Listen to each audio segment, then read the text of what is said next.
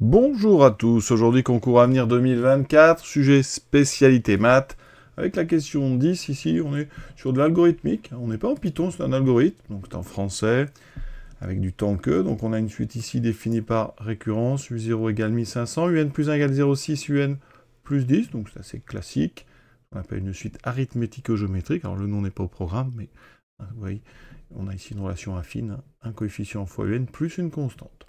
Alors, on vous propose un algorithme mystère. Donc, vous avez ici en entrée, donc on déclare les variables A, la variable U qui au départ est fixée à 1500, la variable N qui est fixée à N. Et maintenant, on a une petite boucle qu'on appelle une boucle conditionnelle. Il y a une condition. On ne va rentrer dans cette boucle que quand la condition est vérifiée, c'est-à-dire tant que U est supérieur ou égal à A, on va rentrer dans cette boucle ici qui contient juste le calcul d'un terme de la suite. Vous voyez, à chaque fois, on réutilise la relation de récurrence et on augmente le n de 1, ce qui s'appelle un compteur. On crée un compteur ici, qui permet de savoir quel est l'indice du terme qu'on vient de calculer. Au début, 1500 correspond à l'indice 0. Vous faites une boucle, vous calculez U1, et l'indice devient 1. Vous voyez? Très simple. On nous dit que l'algorithme, ici, a renvoyé 6 quand on lui indique que A égale 100. C'est-à-dire que pour une valeur de A égale 100, en sortie 1. Donc cet algorithme renvoie le nombre 6. Alors on va le faire tourner rapidement parce que c'est pas évident comme question, surtout en temps limité. Donc regardez ce que fait cet algorithme. On va mettre ici un petit tableau avec les valeurs des différentes variables au fur et à mesure des boucles.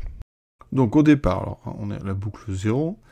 On nous dit donc que U vaut 1500, N vaut 0. La condition, est-ce qu'on rentre dans notre boucle? Est-ce qu'on a bien U qui est supérieur ou égal à A? Donc A c'est 100. 1500, vous voyez, est bien supérieur ou égal à 100, donc la condition est vraie, on rentre dedans. Donc je vais calculer le terme suivant. Donc là, je vais calculer U1, d'accord, de première boucle. N devient 1, on rajoute à chaque fois 1. On regarde la condition.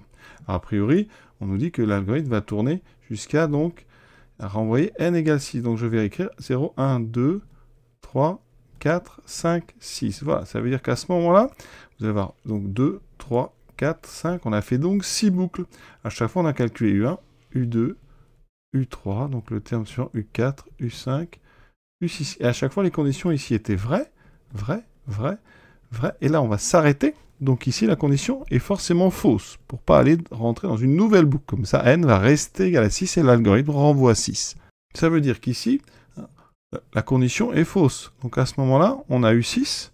U6 est donc n'est pas supérieur ou égal à 100. Donc ici, c'est strictement plus petit que 100. Voilà une première chose qu'on peut dire.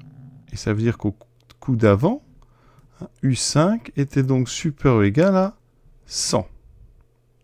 Donc si j'écris ces conditions autrement, U6 est strictement plus petit que 100, et je viens d'écrire donc U5 supérieur ou égal à 100, donc 100 est inférieur ou égal à U5. Donc si on met ceci, regardez, ça s'appelle la transitivité, on a donc U6 qui est plus petit que 100, qui lui-même est inférieur ou égal à U5, vous voyez, on peut comme ça avoir un enchaînement, donc on a effectivement U6 qui est strictement plus petit que U5, et donc on a une des quatre qui est vraie, c'est l'affirmation D. On va s'arrêter là pour cet exercice, qui était quand même difficile, il faut le dire, en tout cas en temps limité. Je vous souhaite une bonne fin de journée, à bientôt.